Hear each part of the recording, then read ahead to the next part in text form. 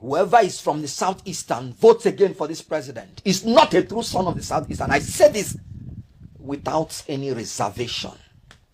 Why do I say this? Already, the Southeast people are feeling marginalized because they have only 5 states. And you can imagine this president that is so mean that he gave us only 2 ministers. We're entitled to 5 ministers by the Constitution. 2 ministers. Minister of Science, Minister of Works. That's all. When this government came in, we had 4 ministers. In other places, he changed ministers. He replaced it with ministers. He changed 2 of our ministers and did not give us ministers again. We had the Minister of Women Affairs in Anambra State. Tinubu took it and did not replace it with another minister. Don't tell me Minister of State. I've told you, Minister of State is an assistant to the Minister of Foreign Affairs. Is one Yusuf. Is Honorable Yusuf Tuga. That's the Minister of Foreign Affairs. So Anambra State now has no substantive minister. We took our Minister of Industry and Trade from Abia. Is it Abia or Imo? Did not replace it. Don't give me that thing about Minister of State. Because the Minister of Finance today is Wole Edu. So, when the opportunity came for the Abia Minister of State to be promoted to substantive Minister of Labor, because the substantive minister went back to the Senate, rejecting to be a minister, preferred to be a senator. He knows why. No, he did not even allow the Honorable Nkechi to become a Nkiru, Honorable Nkiru, to become a full-fledged minister. Why? Because of hatred for Ndigo. Absolute. When he was campaigning, when he was doing his primary, he did not go to Southeast.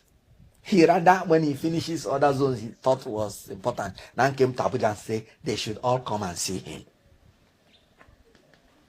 When he was campaigning, he said the Southeast will have soaked slice of bread. That's what they will get from him. Not slice of bread, though. No. The one that is so light, you will see it except it is soaked.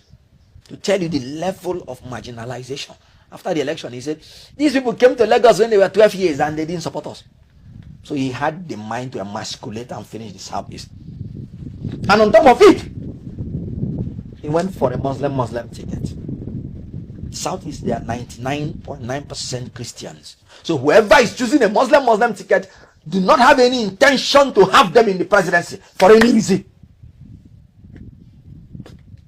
And that is why I'm saying, anybody from the Southeast that is supporting Tinubu, you are an enemy. You're not a Southeast indigene. No, politics is about whoever is trying to finish your people and you're supporting the person, you are complicit. You're complicit. So, ethnically, religiously, Tinubu has excluded us from the scheme of things. And then you're telling me from the Southeast. Now, the Muslim ticket, look at how it's affecting Nigeria. Even the Muslim clerics from the north have come out to say we were duped and that they will never support same-faith ticket again. Look at how it's affecting the image of Nigeria, both abroad and in Nigeria. The Christian nations are now saying it that the Christians are persecuted. The Christians are being slaughtered. And let me tell you, they might not tell you that openly, but it's because of the Muslim ticket. Because I know it. If you ask me, I'll say everybody in Nigeria is suffering insecurity problem. But when they see that Christians are more than 50% of the population, and you're doing Muslim ticket, you will see Christian people saying, no, these people must have been traumatized. And all that. That's why people like Atiku Abubakar. That's why they are insisting that our diversity will be respected. I'll tell you something that you may have not known. Part of the reason that Atiku Abubakar had not been president before now is his insistence on respecting our diversity. In 2007, when he contested for the president, he refused to choose a fellow Muslim to be his vice. He refused to choose Bola Tinubu to be his vice. Because he said, as far as Nigeria is concerned, it must be Muslim Christian ticket. in 2015, when Buhari won in the primary election, Buhari was contemplating to choose a fellow Muslim. Buhari went to Atiku to ask for Atiku's support after the primary. Atiku told him, I will support you on one condition. You cannot choose a fellow Muslim to run. And Buhari, it was tough for him because he knew the commitment. Then after a while, he came and gave his assurance to Atiku, and Atiku Abubakar supported Buhari. So, because he is exposed, he's well traveled, he understands what it means when you have such large number of Christians and you want to create the impression that they don't matter. So now you can see how Tinubu is having problems with Muslim nations around the world because he's not performing. Muslims are being killed like chicken, and with Christian nations around the world. And you know, he has no solution to them. So coming from Southeast, you can see how Southeast people are hopeless under Tinubu. Now, you want to go to Southwest, his own people, who are the people that started crying, we are hungry? This is the government that has punished Southwest more than any other government in my life. I know the Southwest people to be people who work hard and they want to enjoy themselves after working hard. They are no longer bad doing. They are now sufferhead. If you go to Southwest now, you know, how many code or done me? Benny, I lived in Lagos for 17 years. We like to enjoy. When I had my shops in Idumota. So when we walk in the evening, you come and see enjoyment. It is no longer there. What you are seeing is begging. This government has reduced Yoruba people to beggars. I know what I'm talking about. Yoruba people that like to work hard, brilliant guys. I was taught by some very brilliant professors of Yoruba origin when I was reading my law. I so much like these people. Now Tinubu has reduced them to beggars. No more Eku Bandu. It's Eku suffering. That's what is happening in Southwest now. And he wants the Southwest to come and vote for him. Of course, they didn't even vote. Lagos State did not even vote for him in 2023. I believe that the other Southwest states will join up and remove this man. They are suffering. If you go inside the villages in Yoruba land, you will cry. And I know what I'm talking about. Let them prove me wrong. Are you talking about the North Central? No. Let's finish the South. Are you talking about South? Tinubu openly robbed Rivers State of 6 months of the leadership they elected by themselves. Tell me any zone after going through what Rivers State went through.